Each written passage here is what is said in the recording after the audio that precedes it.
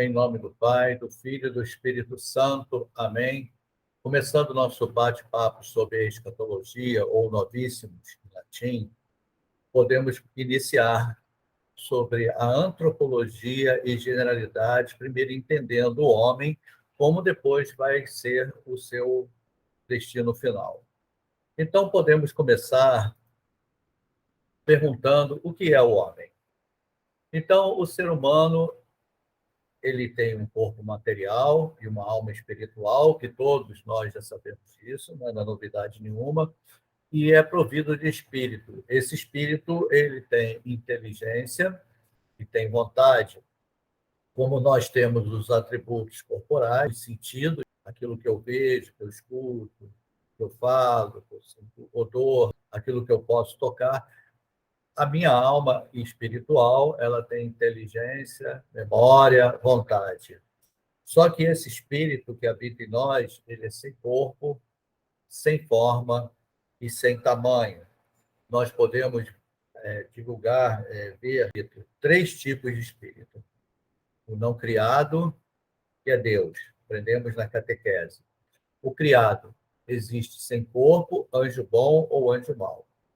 E existe um espírito criado para se aperfeiçoar no corpo, que é a nossa alma humana, conforme nos diz a leitura de São Paulo aos Tessalonicenses, que o Deus da paz vos leve à santidade perfeita e todo o vosso ser, espírito, alma e corpo, se conserve sem mancha até a vinda de nosso Senhor.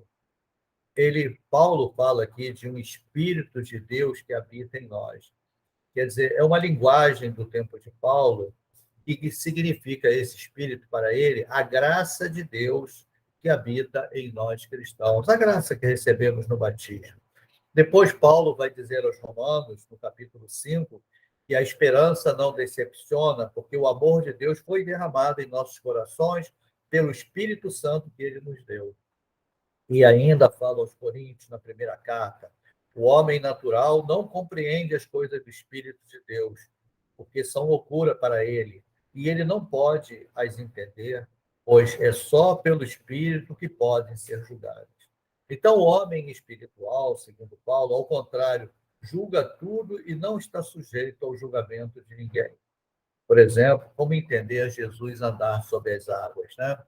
Então, continuando esse nosso percurso, nós entendemos que a alma é imortal, que a alma não se decompõe. Então, cada ser humano possui uma só alma que é espiritual.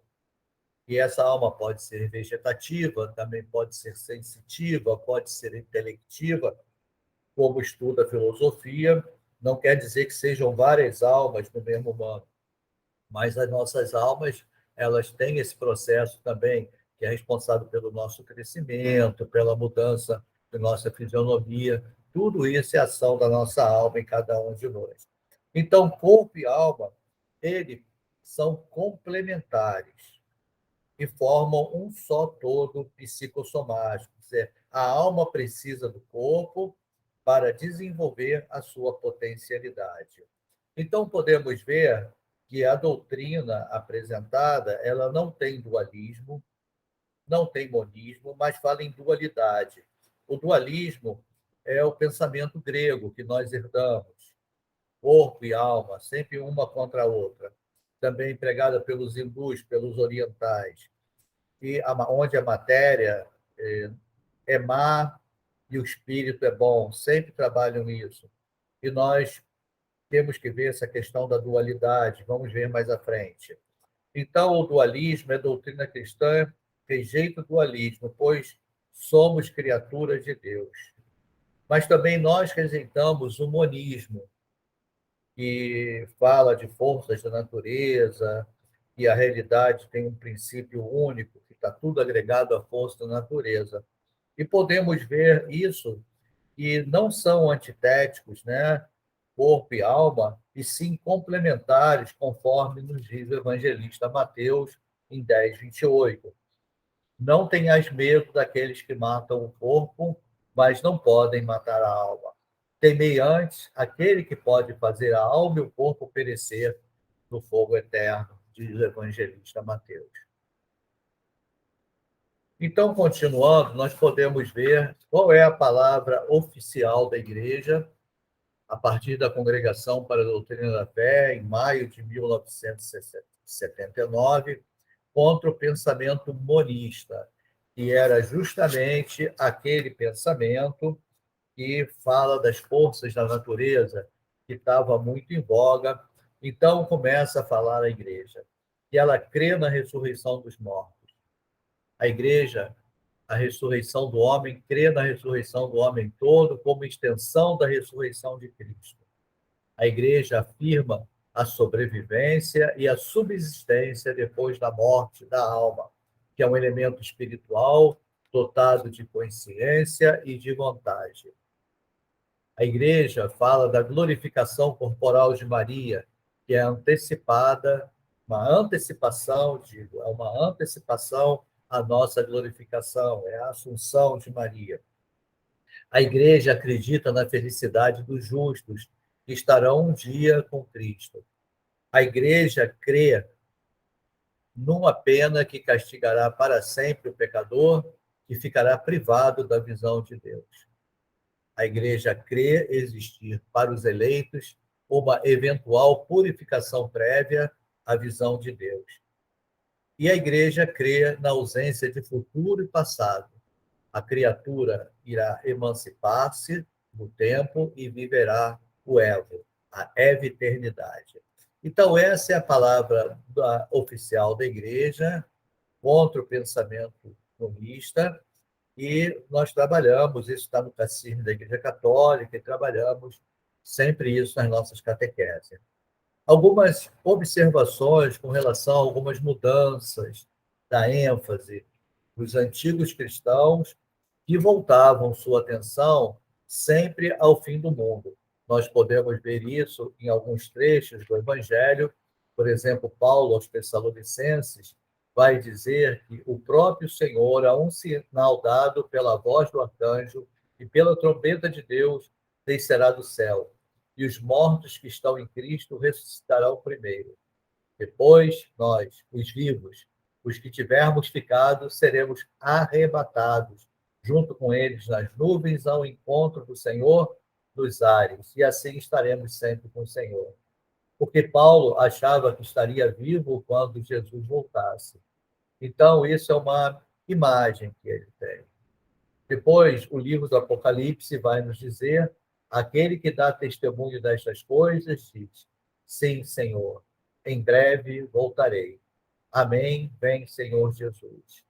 Então, ele fala, devido à ânsia dos cristãos por acreditar que o mundo estava chegando ao fim. Na carta Pedro vai dizer em sua carta, no capítulo 4, o fim de todas as coisas está perto. Sede, pois, prudentes e sóbrios em vista da oração. E ainda vai dizer na carta Tiago, sede pacientes, também vós, reanimai-vos, porque a vinda do Senhor está próxima. Então, todos aguardavam com muita atenção o fim do mundo. Era uma mensagem que eles tinham. Cristo tinha ressuscitado, estava todo com essa ansiedade. Mas o tempo passou, o fim do mundo não acontecia, e aí passa a valer a morte individual. O tempo passa, a Idade Média, a Idade Moderna, chegamos ao século XX, nem a consumação do universo, nem a consumação individual merecem mais atenção. Então, o homem, a partir do iluminismo, a partir do uso da razão, começa a ter a única certeza que é a morte. Nada mais é certo.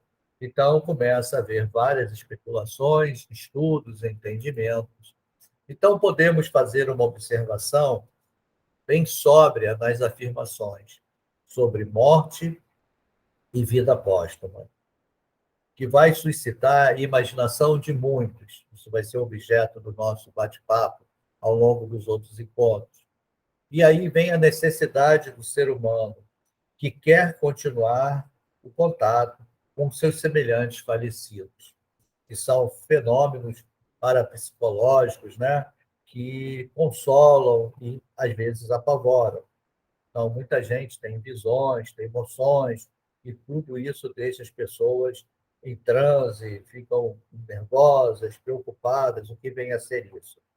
E aí vem a Igreja, desde 1563, a partir do Concílio de Trento, vem nos orientando sobre uma topografia do além, que antigamente tinha uma mentalidade judaica, que o céu estava em cima, o inferno estava embaixo, quer dizer, uma imagem do além numa melhorada edição do aquém, né, do que nós estamos vivendo hoje. Isso a gente vai ver em Paulo, que vai falar aos Coríntios, no capítulo 2, como está escrito: o que o olho não viu, nem o ouvido ouviu, nem jamais subiu ao coração do homem. É o que o Deus preparou para aqueles que o amam. Isso aí é uma combinação de Isaías 64:3, Jeremias 3:16, que já falava dessa maneira lá do Antigo Testamento, e o apócrifo do Apocalipse, de Elias, também é um livro apócrifo que também mencionava essas coisas. Então, podemos ter, assim, como plano do nosso bate-papo ao longo desse semestre, será o discurso da consumação diante da doutrina das coisas derradeiras que acarretam a totalidade da criação. E daí a escatologia aponta para tudo isso: a consumação, a doutrina das coisas derradeiras. Então, são os novícios da escatologia, que temos uma linha individual e uma linha coletiva. Na linha individual, começaremos falando da morte, do juízo particular, sobre o céu, purgatório, inferno. E numa linha coletiva, falaremos mais à frente de uma segunda vinda de Cristo, chamada de parousia, detalharemos isso mais à frente, sobre a ressurreição da carne, o juízo final, novo céu e nova terra. Então, a escatologia, ela traz para a gente uma problemática muito forte, como eu já falei para vocês, mediante a razão, mediante ao iluminismo, que surgiu ali no século XVII. A escatologia não vem responder a perguntas sobre o modo como acontecerão as últimas realidades. A escatologia provoca as pessoas a responsabilidade, a tomar atitudes diante da realidade que vivemos hoje. Nós vamos ver que nosso olhar, nós podemos ter um já acontecendo, mas ainda não. Estamos vivos, mas nós podemos antecipar o céu no meio de nós. A escatologia não são visões proféticas antecipadas do futuro. A escatologia, ela fala do homem diante de Deus, como esperança, como perdão, como justiça. Daí esgota-se a pergunta centrada na preocupação individualista na vida do além. Então, nosso medo hoje não é de impotência, mas de insânia, de orgulho, de ganância, de loucura dominadora do homem sobre a natureza e sobre os irmãos. Já dizia o Papa Pio XII que o maior pecado do mundo atual é a perda do sentido do pecado, é a questão do individualismo. E podemos ver isso em alguns momentos que eu cito aqui, o agir do homem no mundo atual, na construção dessa realidade. Podemos ver no livro, quem já leu o livro Admirável Mundo Novo, de Aldous Huxley, que fala justamente de técnicas e meios científicos, né, que aspira à estabilidade social total. Então, nesse livro, a escatologia cristã é altamente desafiada. Então, que esperança pode existir ao ser humano? O livro nos leva para isso. Também vemos povos que vivem no interior, a questão da alma penada, as almas no purgatório, fazer procissões, muita cultura, muito endeusamento, essa questão da alma penada. E aí começa a ver alma em tudo quanto é lugar. Também a devoção à Nossa Senhora, que irá suscitar dentro de nós certo abrandamento aos personagens do além do mundo. O maior exemplo disso podemos ver naquele filme O Alto da Compadecida, onde Chicó apronta, aí chega no final a mãe e o protege. Então, é o abrandamento né, de tudo que está acontecendo, a Compadecida. E vemos a relação homens com os orixás, que é uma realidade, com outros seres superiores, que também acarretam sérios problemas à formulação cristã da escatologia. Essa é a realidade que nós vivemos. Então, o fenômeno Canudos é um grande exemplo onde Antônio Conselheiro, em 1873, um anacoreta sombrio, que podemos entender essa história com profundidade nos livros Os Sertões, de Euclides da Cunha, onde vai contar uma história de um grupo que se rebela contra a importância do império, do imperialismo que tinha chegado ao país e querem destruir tudo isso. Então, a escola de samba, em cima da hora, em 1976, fez um enredo que fala sobre os sertões, e aí fala a sua letra, que eu não vou cantar, porque eu não sou cantor, mas que diz que, marcado pela própria natureza, o Nordeste do nosso Brasil, ó solitário sertão, quanto sofrimento, quanta solidão, a terra é seca e mal se pode cultivar. Então, a gente viu os domínios da força sobre a humildade do ser humano, que não tinha nada. E eles continuam, que morrem as plantas, foge o ar, a vida é triste nesse lugar. O sertanejo é forte, ele supera a miséria sem fim. Porque sertanejo é homem forte, dizia o poeta assim. Então, lá no século passado, no interior da Bahia, o homem revoltado com a sorte do mundo em que vivia. Então, ele se oculta no sertão e se espalha a rebeldia. Se revolta contra a lei que a sociedade oferecia. E assim os jagunços lutaram até o final, defendendo Canudos naquela guerra fatal. Então, esse é um samba que foi muito enaltecido na época, em 1976, mas que vem aqui enaltecer esse fenômeno Canudo, mostrando como o homem procura encontrar saídas para o sofrimento dele, seguindo um líder, Antônio Conselheiro. Mas, ao mesmo tempo que tinha essa guerra de ideologia contra as forças imperiais, existia também em Taquaraçu, em Santa Catarina, surgiu um sujeito chamado João Maria, em 1912, que mostrava que a monarquia era vista como a realização do reino escatológico. Então, o sinal escatológico, a valorização da virgindade, da inocência, então ele já prega de maneira totalmente contrária do fenômeno Canudos. Então, é ideologia de um lado, ideologia do outro.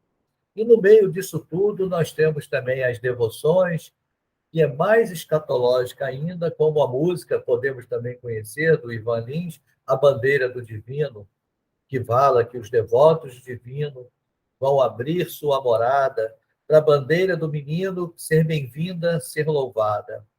Deus nos salve, eles diziam, esse devoto, pela esmola em vosso nome, dando água a quem tem sede, dando pão a quem tem fome. Mas a bandeira acredita que a semente seja tanta, que essa mesa seja farta, que essa casa seja santa, que o perdão seja sagrado, que a fé seja infinita, que o homem seja livre, que a justiça sobreviva. E assim como os três reis magos que seguiram a estrela guia, a bandeira segue em frente, atrás de melhores dias. No estandarte vai escrito que ele voltará de novo, e o rei será bendito, ele nascerá do povo. E assim concluímos essa primeira parte. Vamos, no próximo encontro, falar um pouco sobre a morte.